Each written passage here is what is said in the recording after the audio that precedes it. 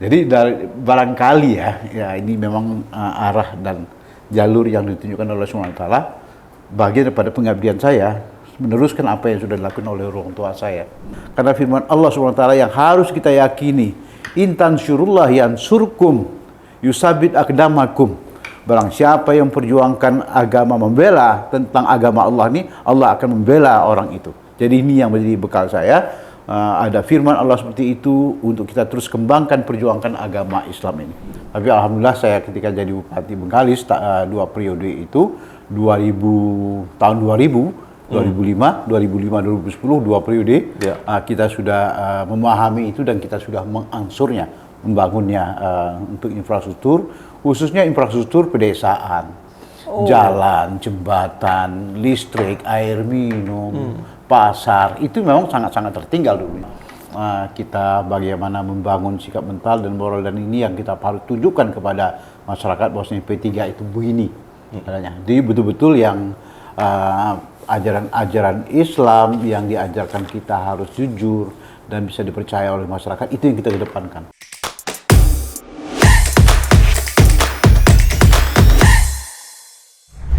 Ya, assalamualaikum warahmatullahi wabarakatuh. Waalaikumsalam warahmatullahi wabarakatuh. Lemes ulang. Assalamualaikum warahmatullahi wabarakatuh. Waalaikumsalam warahmatullahi wabarakatuh. Jamaah, enggak gitu ya. Teman-teman, terima kasih Anda kembali menyaksikan podcast ini, Satu Tujuan Menjemput Kemenangan. Kemarin kita udah hadirkan beberapa narasumber calon anggota legislatif dari Partai Persatuan Pembangunan. Hari ini saya akan ajak teman-teman melihat salah satu yang nggak kaleng-kaleng. Ya, kenapa nggak kaleng-kaleng? Karena beliau ini panjang banget karir birokrasinya. Pernah menjadi bupati 2 kali, pernah menjadi PJ wali kota 1 kali, menduduki masa jabatan menjadi PNS. DPR RI, PNS juga, dan sampai saat ini integritasnya alhamdulillah masih terjaga sehingga layak diberi panggung. Langsung saja Bang Samsu Rizal. Apa kabar Bang? Alhamdulillah sehat walafiat. Para pemirsa sekian, senang bertemu dengan para pendengar yang kami banggakan di seluruh tanah air. Bang Samsu ini dari Dapil Riau 1. Dapil Riau 1 ya. Riau itu ada 2, satu Riau 1 dan satu lagi Riau 2. Saya tuh orang tua dari sana loh Bang. Ibu saya itu lahir di Dumai, besar Pekanbaru Bang. Jadi saya tuh merasa nih punya kepentingan emosional di sana. Itu Riau 1 itu. Itu Riau 1? Iya. Ada 7 kabupaten di dalamnya. Riau 2 ada 6 kabupaten. 5 kabupaten, total kita 12. 10 kabupaten, 2 kota. 2 kota. Jadi kedua-duanya itu orang tua kota itu. Kota Dumai dan kota Pekanbaru, bukan kabupaten. Ya. Oke. Di Jalan Tengku Umar dulu Bang, ibu saya kabarnya. Dekat dengan rumah saya. Gitu Bang, makanya saya ingin tanya-nanya layaknya teman-teman netizen yang mau tahu. Karena kan kita nggak boleh biarkan politik ini hanya isinya gimmick Bang. Harus ada tuh yang namanya visi, substansi gitu ya. Dan saya kok yakin percaya anak-anak Gen Z ini atau millennials yang biasanya di stigma, ini strawberry generation, senengnya yang gimmick, yang lucu-lucu doang. Menurut saya nggak semuanya kayak gitu. Pasti ada yang ingin tahu lebih jauh sebelum mereka memilih. Apalagi mereka misalnya pemilih pertama. Bang, sebelum kita ngomongin Dapil Abang, saya pengen tahu Bang Samsu ini asal muasalnya masuk politik gimana Bang? Kan dulunya birokrat, kok tiba-tiba shifting? Ya setelah selesai birokrat dan pensiun jadi birokrat, ya kan mesti mencari sesuatu yang bisa harus kita kembangkan. Ya, baik itu untuk orang lain maupun untuk kita. Artinya dengan pengalaman sebagai birokrat yang begitu lama, kalau di total saya itu menjadi pegawai negeri sipil yang diawali dengan pegawai honor itu 43 tahun masa pengabdian. Saya kira 43 tahun tidak semua orang dapat begitu. Nah, ini kalau dibiarkan kan sayang. Ya. Baik itu sebagai pengalaman apa kita pribadi yang kita sudah pernah tempuh. Nah, ini mesti kita berikan kepada masyarakat, ya, terutama tadi pada generasi muda kita kan. Tadi kan ada image, ada kesan bahwa generasi muda itu tak bisa kita biarkan. Kalau saya punya pemikiran, karena dari DPT kita 204,8 juta, itu 56% itu adalah para pemilih milenial. dari pemilih milenial itu 117 juta kalau diangkakan, separuhnya itu adalah mereka yang masih dalam kelompok pemilih pemula. Pemilih pemula ya termasuklah katakan generasi Alpha atau disebut sekarang generasi Z yang memerlukan arahan untuk mereka itu dibina secara politis, mesti diberikan arah politik karena mereka dikatakan sebagai swing voters, mereka yang masih dalam kondisi yang berayun-ayun, belum jelas arah politiknya. Ini mesti kita berikan warna, jangan kita biarkan mereka, dan ini adalah tanggung jawab moral kita. Tentu saya secara pribadi punya tanggung jawab moral pada generasi muda kita dan generasi penerus bangsa. Bang, kenapa P3, Bang? Kenapa nggak partai lain? Abang tuh birokrasi panjang, menjadi top leader begitu. Itu kan rasanya abang mau masuk ke semua partai juga bisa. Ya. Logiknya kan begitu tuh, Bang. Kenapa P3, Bang? Saya, orang tua saya dulu pembina partai P3, ketua partai P3 di Kabupaten Bengkalis namanya. Dan dari kecil saya sudah menjadi tukangnya P3, artinya ketika kampanye pemilu dilaksanakan pada tahun 71, 77, masih ingat saya lagi tahun-tahunnya. Nah itu saya masih kecil-kecil, umur SMP kelas berapa, kelas 1, kelas 2 misalnya, atau SMA kelas awal, itu kita yang ngelem di tiang-tiang listrik itu, bukan dulu nggak ada balik flyer lah. Apa namanya? Media promosi lah. Media promosi ya dilem-lemkan kertas-kertas untuk P3, lambang Ka'bah atau lambang awalnya itu bulan bintang. Karena sejarah orang tua saya dulu, dia ketua Partai Syarikat Islam Indonesia yang kemudian bergabung 4 partai ini, PSII, Partai Syarikat Islam Indonesia, kemudian NU, kemudian Parmusi, kemudian Partai Tarbiyah Indonesia. Ya, itu bergabung semuanya menjadi P3. Dan dia dari PSII diangkat menjadi ketua P3 untuk Kabupaten Bengkalis. Jadi barangkali ya ini memang arah dan jalur yang ditunjukkan oleh SWT, bagian daripada pengabdian saya meneruskan apa yang sudah dilakukan oleh orang tua saya. Karena background saya dulu memang Islam ini memang bagian yang tak bisa dilepaskan dalam keseharian saya. Karena saya dulu sekolahnya, di samping juga sekolah umum SD, SMP, SMA, saya juga sore harinya mengikuti sekolah pendidikan Islam ini, madrasah aliyah, madrasah sanawiyah, aliyah, dan seterusnya. Jadi ilmu-ilmu agama itu sudah sangat melekat. Jadi ada pengalaman personal, ya karena orang tua mengarahkan, dan ada ideologisnya, Pak. Karena merasa ini partai Islam, Bapak merasa itulah dia yang melekat sampai dengan hari ini, sampai dengan detik ini yang melekat. Bosnya Islam tidak bisa kita lepaskan dalam keseharian kita.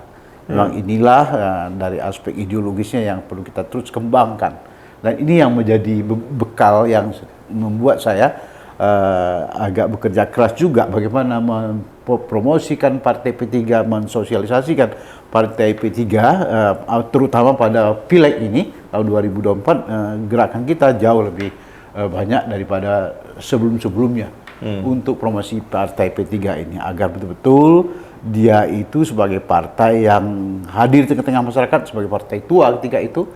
Karena dalam sejarahnya pada tahun 1973 itu hanya 3 partai dulu yang ada di Indonesia, dan P3 adalah sebagai partai pendahulunya sebelumnya.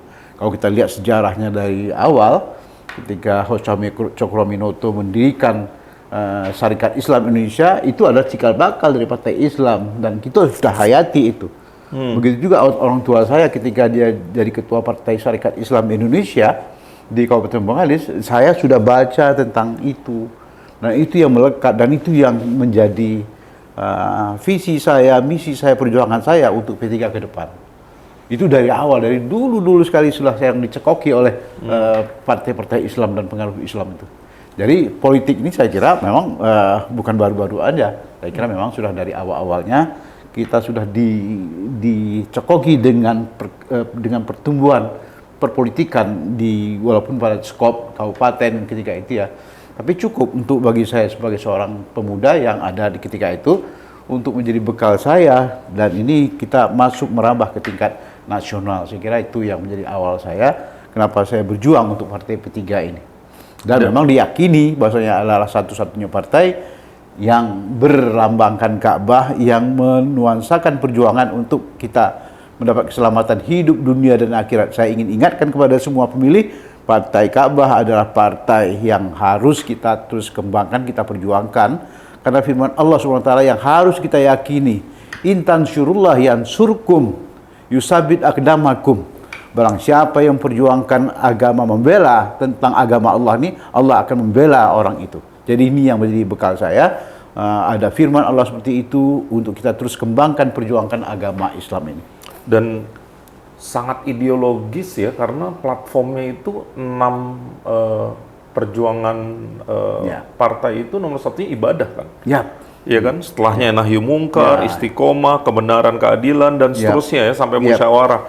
Jadi memang ini partai sebenarnya luar biasa loh Pak. Dan saya rasa ya, ini waktunya kita juga mengajak anak-anak muda ya Pak, untuk mengambil tongkat estafet ini ya Pak ya. Layaknya orang tua Bapak ke Bang Syam pada saat itu. Bapak begitu nggak kalau sama anak-anak atau lingkungan sekitar? Pasti. Mulai mengajak anak-anak muda? Pasti, hari-hari saya katakan kepada mereka, bahwasanya kita punya kewajiban yang harus kita perjuangkan ke tengah-tengah masyarakat, bagaimana membela agama Allah ini.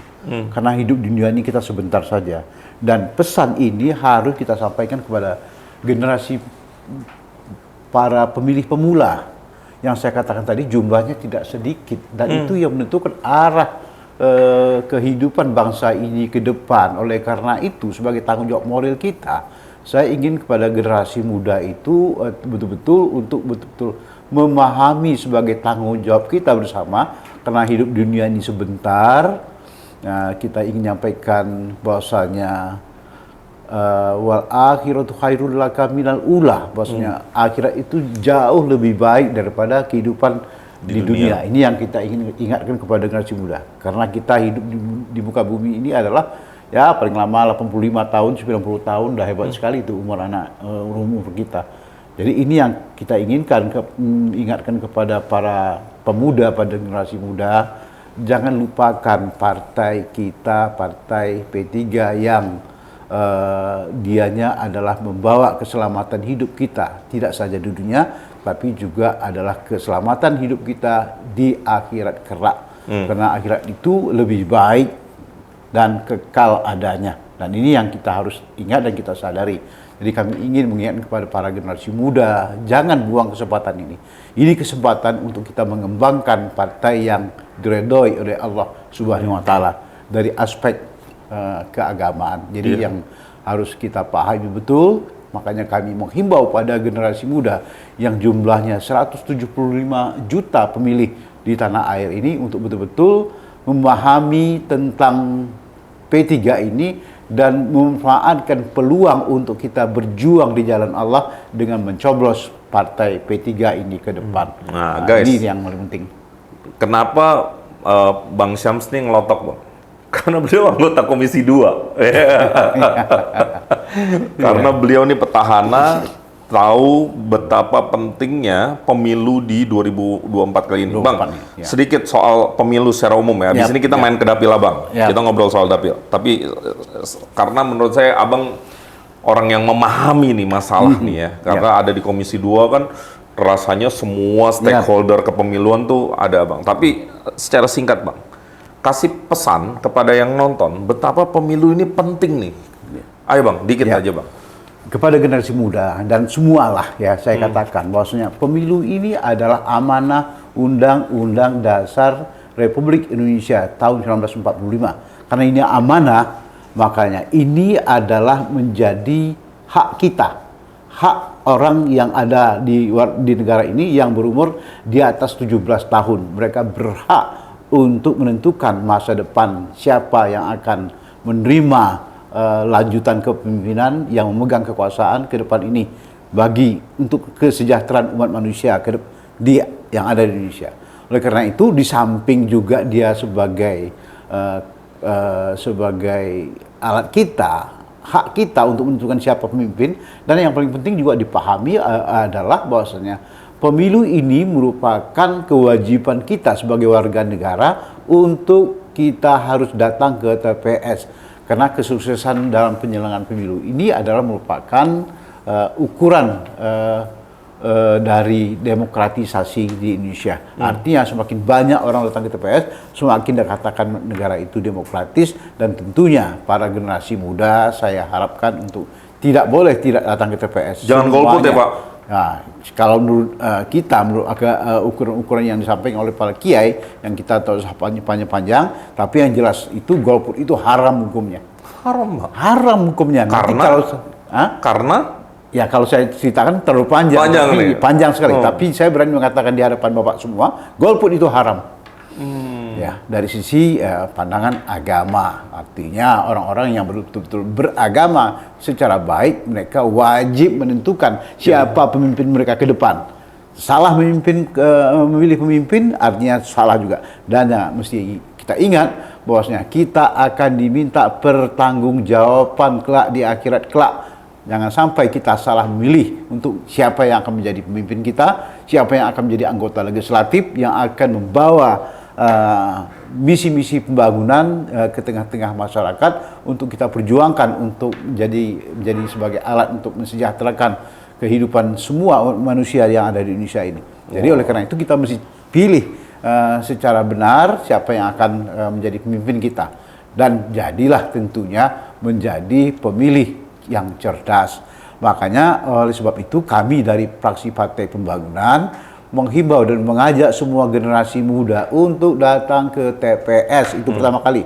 Tidak boleh kita mengatakan kita punya halangan dan tidak mencoblos pada tanggal 14 Februari 2024 itu. Karena ini adalah hak kita sebagai warga negara dan tanggung jawab kita juga sebagai anak bangsa. Ya, jadi ini yang menjadi kewajiban kita. Kita harus datang ke TPS mencoblos partai yang akan dimintakan pertanggungjawaban kita. Tentunya kami sebagai masyarakat muslim mengajak kepada orang-orang muslim untuk agar pertanggungjawaban kita di akhirat kelak bisa kita hadapkan di hadapan Allah SWT. Kita memilih partai Islam. Nah, ini yang paling penting, yang berlambang Ka'bah ini. Wah, ini wakil ketua Komisi 2 nih yang ngomongnya. Tapi dari sisi P3-nya. Bang Joms, aku mau main ke Dapil 1 Riau, Dapil Riau 1. Ada Bengkalis, ada Kepulauan Meranti, ada Rokan Hilir, ada Rokan Hulu, ada Siak, ada Kota Dumai, dan Kota Pekanbaru. Dua kota.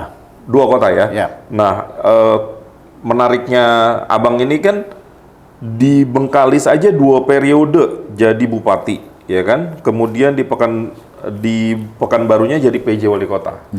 Jadi insya Allah harusnya memahami nih, dapil ini sebenarnya masalahnya di mana, tantangannya di mana. Itu dulu Bang, saya minta ulasan sedikit. Apa yang paling harus diberesin dan memang menjadi skopnya legislatif? Silakan. Kalau untuk sambil ngopi boleh Bang? Oh iya. Untuk Kabupaten Bengkalis dapat saya sampaikan sebagai daerah yang dulunya memang dia daerah kepulauan dan terdiri dari pulau-pulau, dan dari aspek infrastruktur masih sangat tertinggal ketika itu.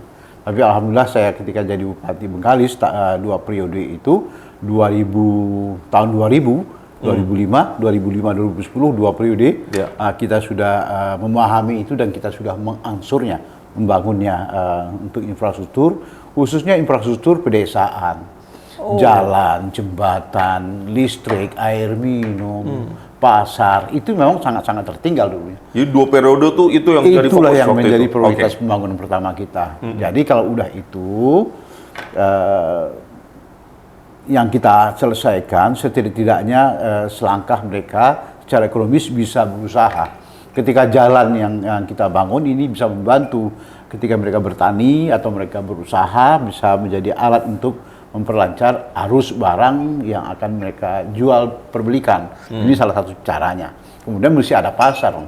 Kalau tidak ada pasar, negeri itu repot. Iya, repot. Jadi ekonomi nggak muter. Nggak mutar. Jadi salah satu yang paling penting, yang paling kita ketahui adalah pasar. Kebetulan saya background saya sejarah ekonomi, makanya pasar menjadi pertimbangan utama kita. Jadi Universitas Malaya Malaysia, Pak. Ya, Kalau Malaysia nyebutnya Malaya University. Malaya University. Ya. Lanjut, Pak. Ya, jadi itu yang pertama.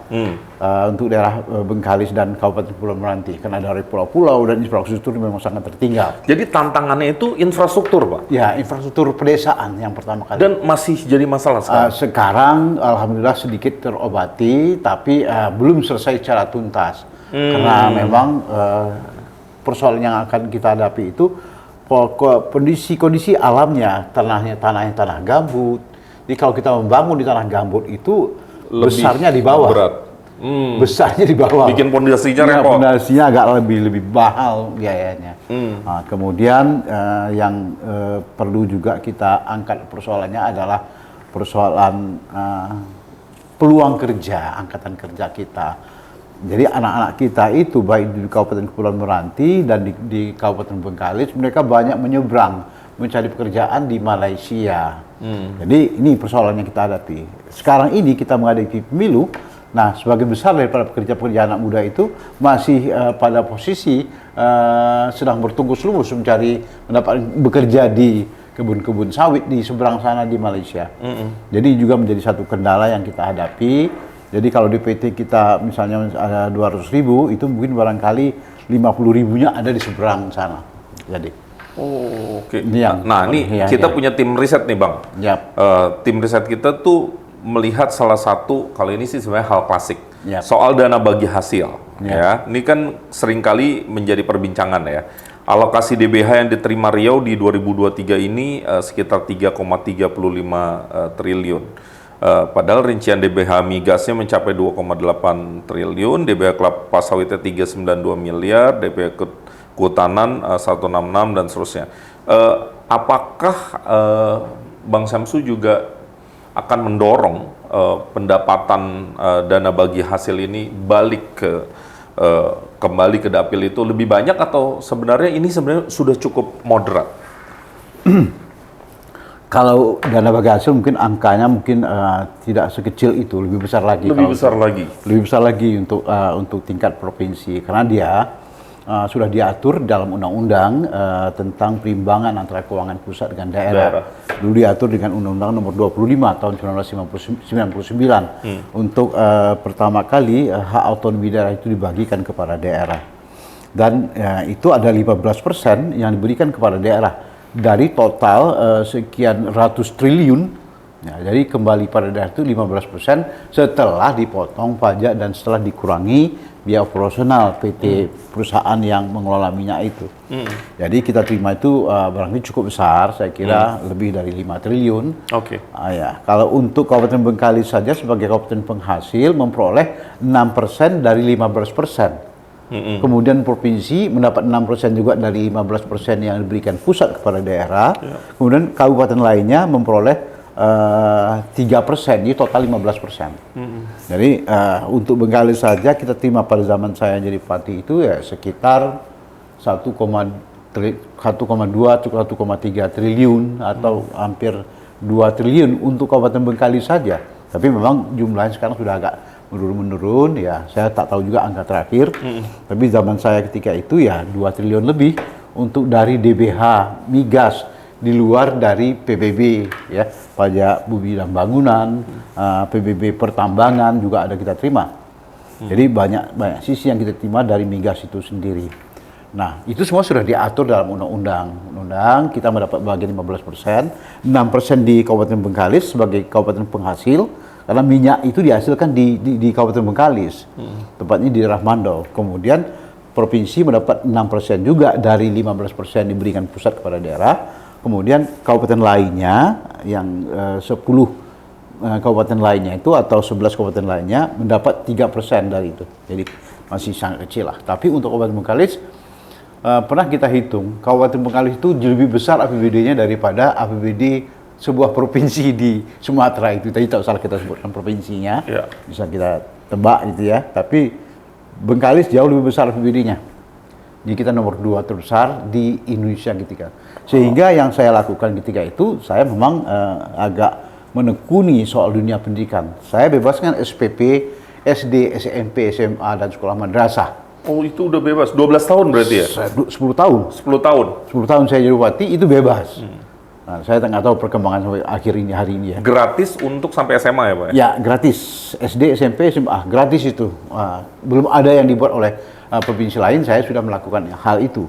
Karena kita meneliti banyak anak yang drop out, ya, anak nelayan, anak para petani, yang tidak melanjutkan sekolahnya oleh bapaknya, mereka diberhentikan karena alasan ekonomi, alasan SPP, dan alasan fasilitas. Oleh karena itu, dulu saya bebaskan SPP, saya siapkan pakaian-pakaian anak-anak sekolah untuk mereka yang tidak mampu, dan inilah yang apa. Jadi barangkali, kalaupun kita menang tempoh hari, padahal kan pemilu itu 2019 kan, artinya 9 tahun setelah saya tidak lagi bupati kan. Tapi masih berbekas di hati ya, masyarakat. Anak-anak yang tadi saya belikan sepatu mereka, saya pasangkan gitu ya. Mereka udah selesai ya, sekolah. mereka sudah jadi pemilih dari tahun 2019. Tapi ketika itu kita berbuat bukan untuk itu. Kita memang betul-betul ikhlas lillahi ta'ala membangun generasi muda kita. Karena memang saya berpikir waktu itu kita mesti tingkatkan kualitas sumber daya manusia, terutama sumber daya manusia generasi muda. Nah, oleh karena itu strategi saya ketika jadi bupati itu, saya mesti sehatkan orang tuanya dulu. Bagaimana caranya? Saya mesti bangun dulu rumah sakit yang besar-besar di 3 kawasan di Kabupaten Bengkalis itu. Rumah sakit besar, agar bapak ibunya itu sehat. Kalau mereka sehat, mereka akan melahirkan putra-putri yang sehat. Ini yang kita pakaikan dulu Pak Imam yang strategi yang saya pakai. Makanya saya lebih utamakan juga menyiapkan air bersih. Karena saya dapat arahan dari dokter-dokter yang ada di sana, terutama juga saya pernah mendapat nasihat dari Menteri Kesehatan Republik Indonesia dulu. Lupa saya namanya, beliau mengatakan air minumnya Pak Bupati utamakan. Nah, itu yang saya kerjakan dulu, air minumnya yang kita usahakan. Karena sebelumnya kita punya air minum itu yang tak jelas juga raw materialnya dan kualitasnya. Sehingga saya selesaikan itu dulu air minum, sehingga kita berharap kita punya generasi muda yang sehat dari orang tua yang sehat. Kalau sudah mereka sehat semua, saya tinggal berikan SPP-nya bebas dan gurunya saya tingkatkan kualitasnya.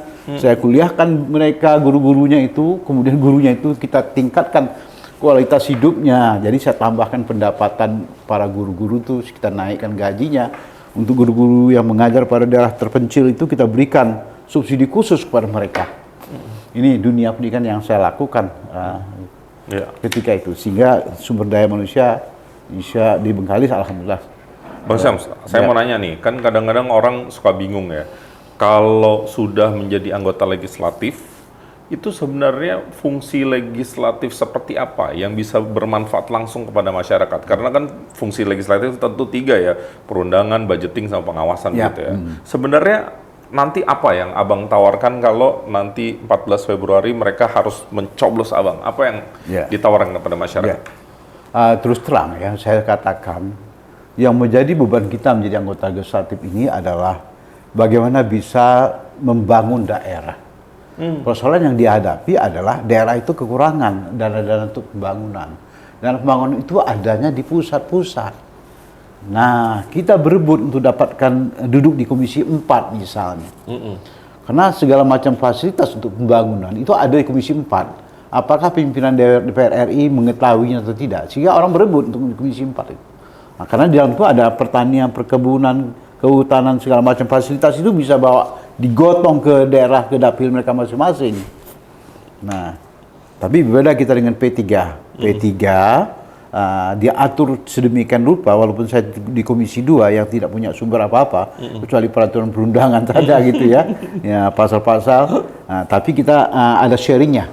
Mereka-mereka yang duduk di komisi yang basah gitu, komisi 5, mereka duduk di komisi 6, mereka yang duduk di komisi 4 misalnya, itu harus sharing dengan apa yang mereka peroleh, dari itu diserahkan kepada fraksi, nanti ketua fraksi yang membagikan kepada kita yang dapil-dapil yang daerahnya kurang subur misalnya seperti itu. Jadi misi kita sebagai anggota DPR RI adalah bagaimana bisa membangun daerah dengan dana yang dapat kita raih sebanyak-banyaknya dari APBN. Inilah yang menjadi misi pertama anggota DPR RI itu yang saya ketahui setelah hampir 5 tahun kita duduk di sana itu. Dan alhamdulillah bagi saya dibantu oleh teman-teman dari komisi lain misal dari komisi 10, saya bisa memberikan beasiswa sebanyak 4.500 beasiswa untuk para anak nelayan, anak para petani, anak yang susah-susah yang bukan PNS. Nah, ini kita bawakan. Ini merupakan sumbangsih yang cukup besar yang dirasakan oleh masyarakat dan dinikmati oleh para orang tuanya.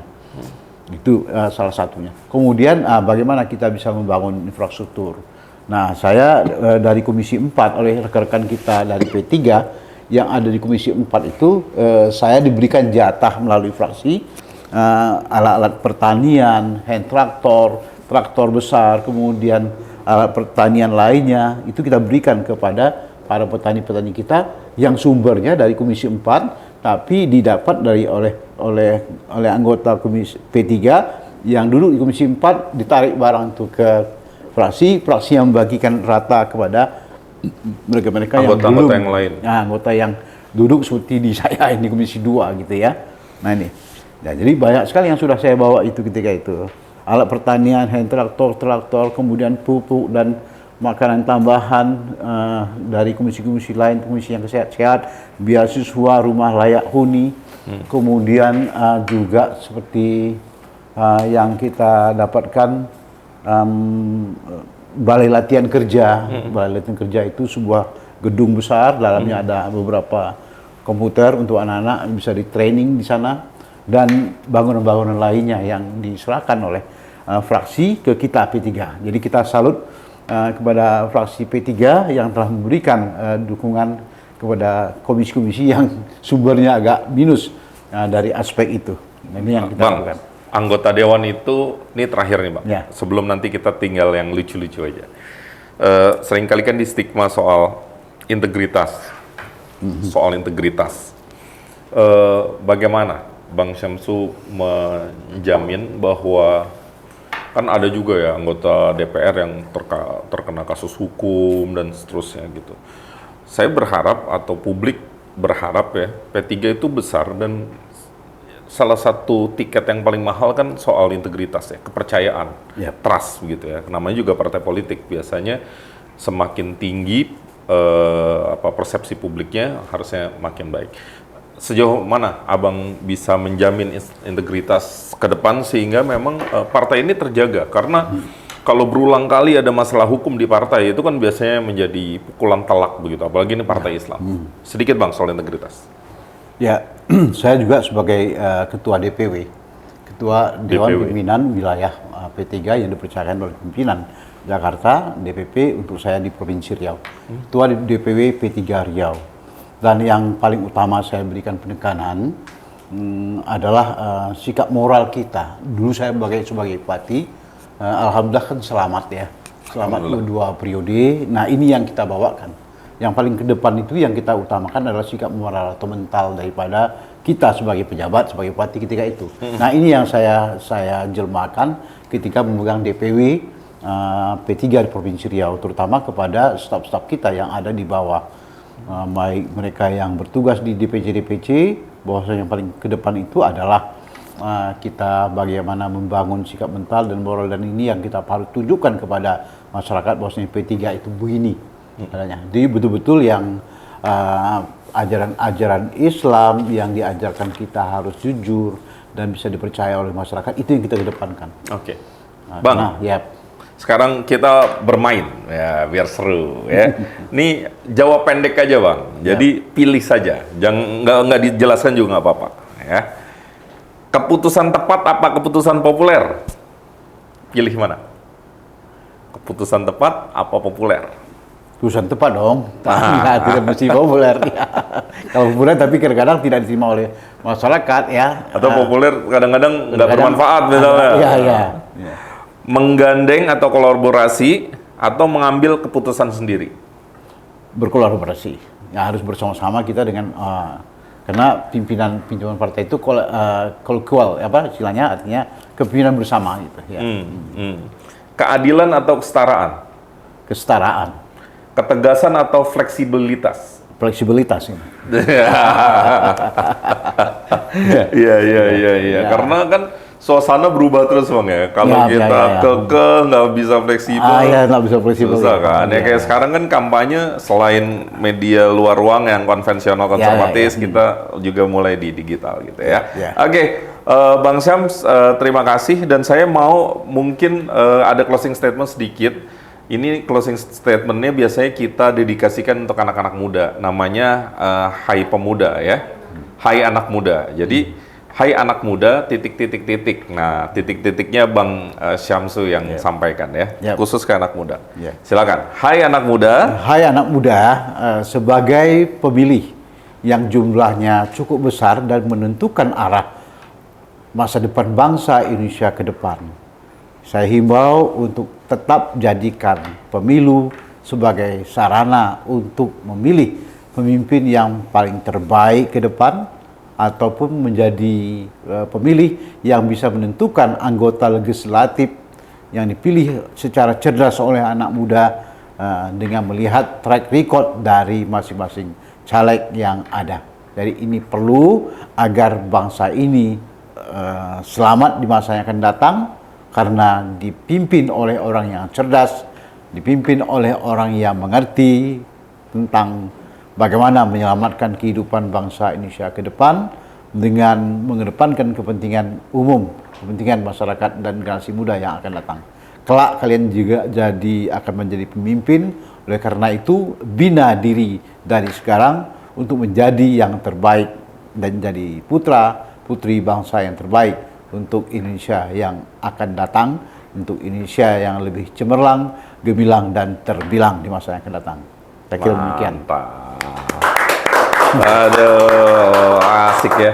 Saya setuju tuh Bang. Kalau milih pemimpin itu, ini saya pribadi ya, harus lihat rekam jejak, latar belakang, rekam pendidikan, rekam karya, rekam keluarga, begitu ya. Rekam moral. Rekam moral. Ya namanya juga milih pemimpin. Kalau milih yang lucu-lucu, itu kan ada pelawak, ya, ada komedian gitu. Jadi saya sangat berharap gitu ya anak-anak muda nih milih pemimpin benar-benar dengan bijaksana.